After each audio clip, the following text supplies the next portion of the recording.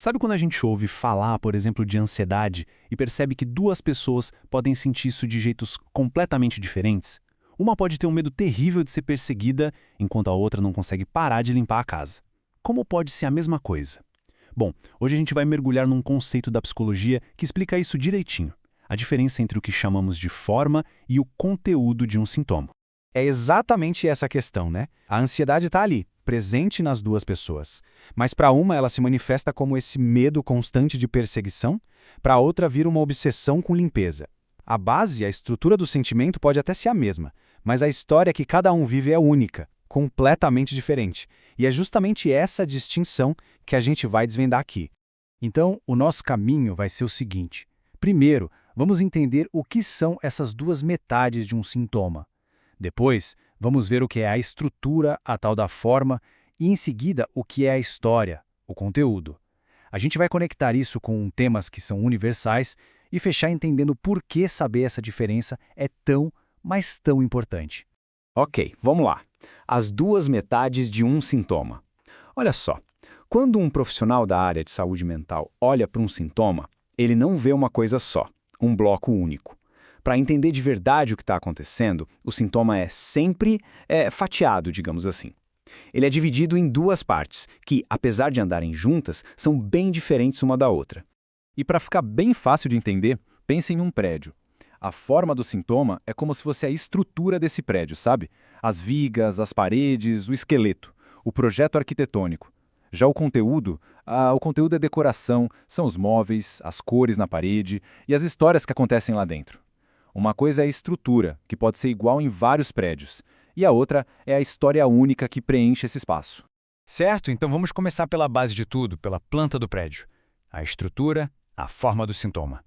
O que interessa aqui é o como. Como esse sintoma se manifesta, qual é o seu tipo fundamental. Então, a forma, que tecnicamente o pessoal chama de patogênese, é basicamente o tipo de sintoma. É a categoria clínica. Pensa assim, é o fenômeno psicológico que está rolando ali. E o mais interessante é que a estrutura básica dessa forma costuma ser bem parecida, não importa quem seja a pessoa. E olha só, essa ideia vem direto da fonte. O material que a gente está analisando define a forma exatamente assim, como a estrutura básica do sintoma. E ressalta que ela é relativamente semelhante nos diversos pacientes, ou seja, é um padrão. Tá, mas que exemplos são esses, na prática? Bom, estão falando de coisas como uma alucinação, ou um delírio, uma ideia obsessiva, daquelas que não saem da cabeça. Ou labilidade afetiva, que é aquela mudança de humor super rápida, sabe? Percebe? São as caixinhas, as categorias. A gente não está falando do que a pessoa vê na alucinação, mas do fato de ser uma alucinação. Beleza, já entendemos o esqueleto do prédio. Agora, vamos entrar e ver a decoração, a vida que acontece lá dentro. Vamos falar da outra metade, a história, o conteúdo do sintoma. Agora a pergunta não é como, mas sim o quê. O que está preenchendo essa estrutura? E aqui a coisa fica muito pessoal. O conteúdo, que tem o nome técnico de patoplastia, é a digital de cada um no sintoma.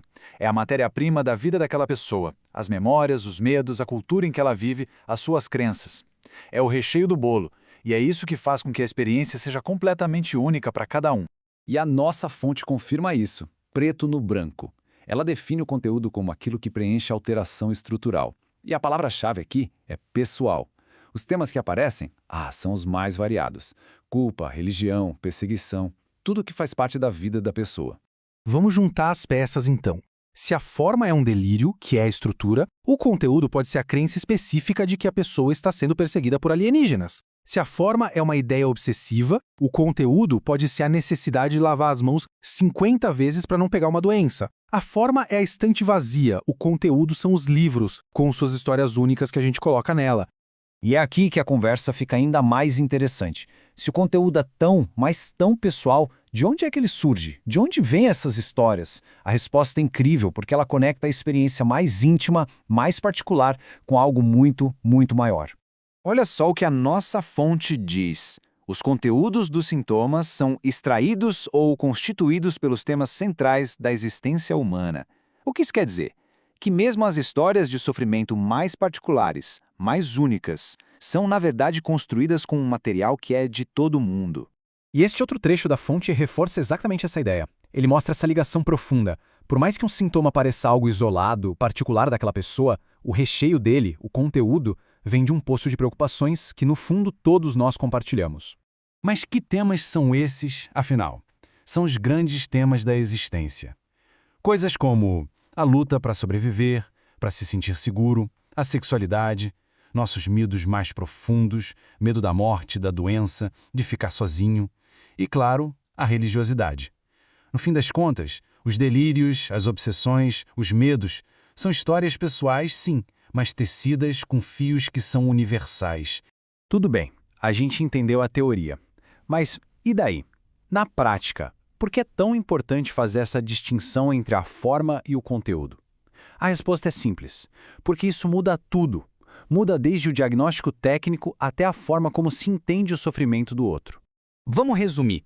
A forma, ela é a chave para o diagnóstico clínico. Um profissional ouve que a pessoa está tendo um delírio e isso direciona para um certo tipo de condição. É a etiqueta. Agora, o conteúdo é a chave para entender a pessoa. É ouvindo a história por trás do delírio, os medos, as culpas, que é possível entender de verdade aquele sofrimento. De a partir daí construir um tratamento que faça sentido para aquela pessoa.